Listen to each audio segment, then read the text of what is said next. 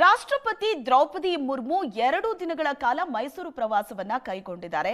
ಹಾಗೆ ನೋಡಿದ್ರೆ ದ್ರೌಪದಿ ಮುರ್ಮು ಅವರು ರಾಷ್ಟ್ರಪತಿ ಆದ ನಂತರ ಮೈಸೂರಿಗೆ ಭೇಟಿ ನೀಡ್ತಾ ಇರೋದು 2ನೇ ಬಾರಿ. ಮೊದಲ ದಿನವೇ ಭಾಷೆ ವಿಚಾರದಲ್ಲಿ ರಾಷ್ಟ್ರಪತಿ ಹಾಗೂ ಸಿಎಂ ನಡುವೆ ನಡೆದಂತ ಜುಗಲ್ಬಂದಿ ಸೊಗಸಾಗಿತ್ತು. ಬನ್ನಿ ನೋಡೋಣ.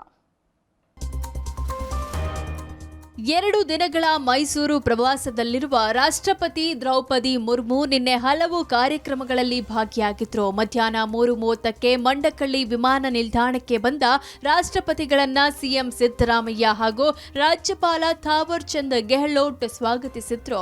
ಸಂಜೆ 4 ಗಂಟೆಗೆ ಅಖಿಲ ಭಾರತ ವಾಕ್ ಮತ್ತು ಶ್ರವಣ ಸಂಸ್ಥೆಯ 60ನೇ ವರ್ಷದ ವಜ್ರ ಮಹೋತ್ಸವ ಕಾರ್ಯಕ್ರಮದಲ್ಲಿ ರಾಷ್ಟ್ರಪತಿ ಪಾಲ್ಗೊಂಡಿದ್ರು.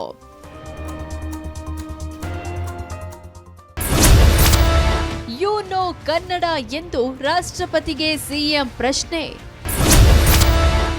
ಎಲ್ಲ ಭಾಷೆ ನನಗಿಷ್ಟ ಎಂದ ರಾಷ್ಟ್ರಪತಿ. ಎಲ್ಲರಿಗೂ ನಮಸ್ಕಾರ. ನೋ ಕನ್ನಡ.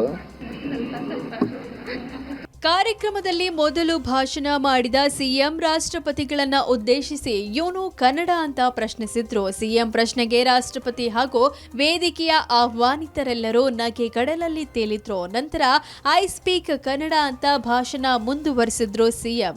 ಇದಕ್ಕೆ ತಮ್ಮ ಭಾಷಣದಲ್ಲಿ ಟಾಂಗ್ ಕೊಟ್ಟ ರಾಷ್ಟ್ರಪತಿಗಳು ಎಲ್ಲಾ ಭಾಷೆಗಳು ನನಗೆ ಇಷ್ಟ, ಕನ್ನಡವು ಸ್ವಲ್ಪ ಅರ್ಥ ಆಗತ್ತೆ ಅಂತ ಹಾಸ್ಯ ಚಟಾಕಿ ಹಾರಿಸಿದ್ರು.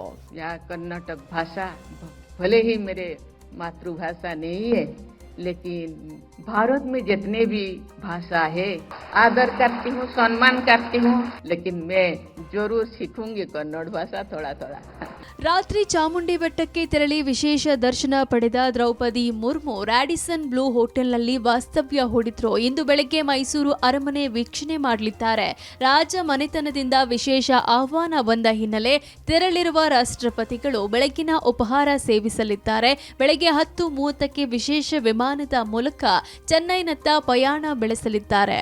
ರಾಷ್ಟ್ರಪತಿ ದ್ರೌಪದಿ ಮುರ್ಮು ಅವರು 2 ದಿನಗಳ ಮೈಸೂರು ಪ್ರವಾಸದಲ್ಲಿದ್ದಾರೆ. ಮೊದಲ ದಿನವೇ ಕೂಡ ಅವರು ವಾಕ್ ಮತ್ತು ಶ್ರವಣ ಸಂಸ್ಥೆಯ ರಜತ ಮಹೋತ್ಸವ ಕಾರ್ಯಕ್ರಮದಲ್ಲಿ ಭಾಗಿಯಾಗಿದ್ರು. ರಾತ್ರಿ ಚಾಮುಂಡಿ ಬೆಟ್ಟಕ್ಕೆ ತೆರಳಿ ತಾಯಿಯ ವಿಶೇಷ ದರ್ಶನವನ್ನ ಮಾಡಿರ್ತಕ್ಕಂಥ ರಾಷ್ಟ್ರಪತಿಗಳು ಇವತ್ತು ರಾಡಿಸನ್ ಬ್ಲೂ ಹೋಟೆಲ್ನಲ್ಲಿ ತಂಗಿದ್ದಾರೆ.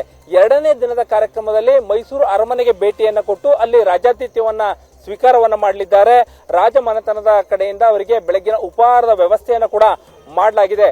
ಅರಮನೆಯ ವೀಕ್ಷಣೆಯನ್ನ ಮಾಡಾದ ನಂತರದಲ್ಲಿ ರಾಷ್ಟ್ರಪತಿಗಳು ಮೈಸೂರು ಮಂಡಕಳ್ಳಿ ವಿಮಾನ ನಿಲ್ದಾಣದಿಂದ ನೇರವಾಗಿ ಚೆನ್ನೈನತ್ತ ಪಯಣವನ್ನ ಬೆಳೆಸಲಿದ್ದಾರೆ. ಕ್ಯಾಮರಾ ಪರ್ಸನ್ ನವೀನ್ ಜೊತೆ ಮಧು ಚಿನ್ಕುರುಳಿ, ಏಷ್ಯಾನೆಟ್ ಸುವರ್ಣ ನ್ಯೂಸ್, ಮೈಸೂರು.